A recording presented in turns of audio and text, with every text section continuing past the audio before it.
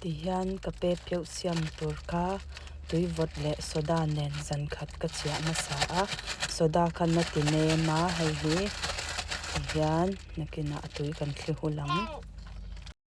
atui ha ka thli hula ti khian kho om sap sapa ka da a chuan hei he ta atui kha ala far keu keu don wangin an hnuaia hei chaw tolh te nen ka hum ha hei ti hian hei hi hei puan thiang hlim puan che thiang hlim nen ti hianin hei ka khu a hei hi hemi api a hi azunga ron chor thleng khan ka khu don ani a ui du thin awangin ka sil fai reng zan khat voi khatin ti hian kan khu ang kan ngak char charang chuan ti hian ka khu ta a zan hnih nga a ka en ti hian hei a ron chor tana hei hi sei deuh ka du wangin zan li ka khu don ani ti hian ma se zan tin ka sil fai chan chu ui du wang khan ka sil fai zela chuan hemi hi achi hi atu atan po ka du wangin ka ti chor sei don ani ti chuan hei zan li na chuan ron sei to khop mai a chhum thei ta e ti hian ka chhum to don na hei a chi tu tur kha pala then anga hei hi ka tu bawk anga kan hmunga ka tu kha tha te nu wangin ka chhum hal don ani hei hi adu ta na steam thaya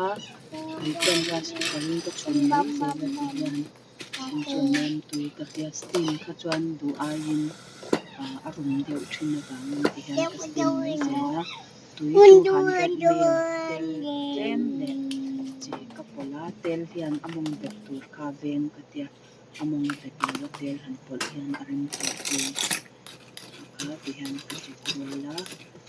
kha rice cooker chhum ni pop mai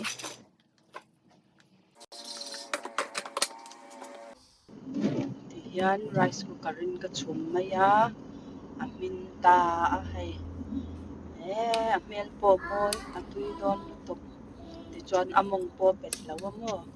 among po pet lo tel han thlak tel khan among kha a pet lo deuh bawk a tui le dawn mami hei ti chuan hei hi khani ka chia ka khu mi kha a chi chor ho kha nia heta hei tum hmasa khan ti hian ka tu china bei sei ai dein a ron chor that awangin hei hi ka tu le dawn ani hei hi tum hmasa a ka tu mi kha nia tum hmasa a ka tu mi hei ka bei sei phak aiin a ron chor a ron nung ta si a hei ka tu man le dawn ani hi ti chuan a tu nan khan lei om sa lei tha ania hei hi lei om sa ha ka chek phut le ta a khami lei ka chek phutah khan ka tu dawn ani ti chuan ka lei chek phutah khan ti hian hei ka tu tan dawn a khian ka lai khua ra ka chhil le a kha ti khan in khat tok te te in ti khan ka tu zel dawn ani hei kan lei tha dah na hmun hi a sirah thingkung a awm avang hian thingkung zum hi ti hian a rawn chor veka mai awm lutuk a kan pa in a kit vek tawh mai a zum a hnuai lamah lo la awm nual ani ti khan an tu chhun zum zelang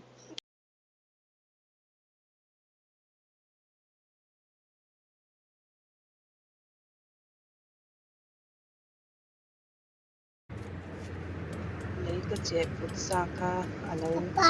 tlem deuh awangin hei lei ha ka chek phut le a ti hian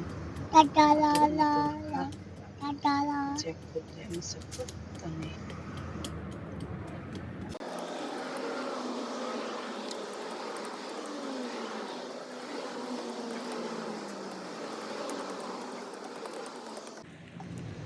chuan ka chek phut zawa ti hian ngai te bawk khan tu chhun zum zela kha zum kha ni e tuna hri chuan ka fapa te hian hei sir atang lo ti buai ve chena a that hun tur kan hak lo khop mai ti hian Lapano.